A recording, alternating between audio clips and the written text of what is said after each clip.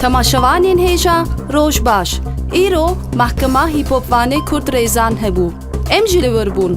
Belê, gelo sûcê wî çi bû, em ê wê gahîn bibin.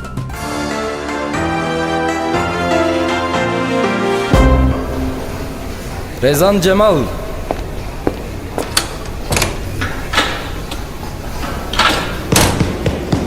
Susun.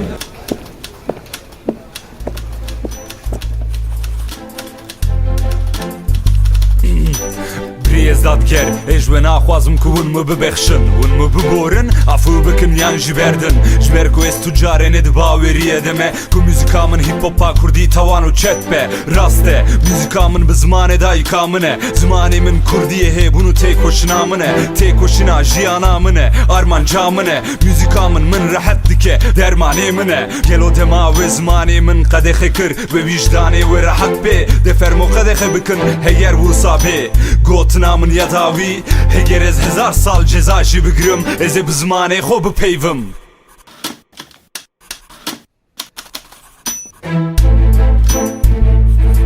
Rezan Cemal, sizi Kürtçe hip hop ve rap müziği yapmaktan 10 sene ağır hapis cezasına mahkum ediyorum.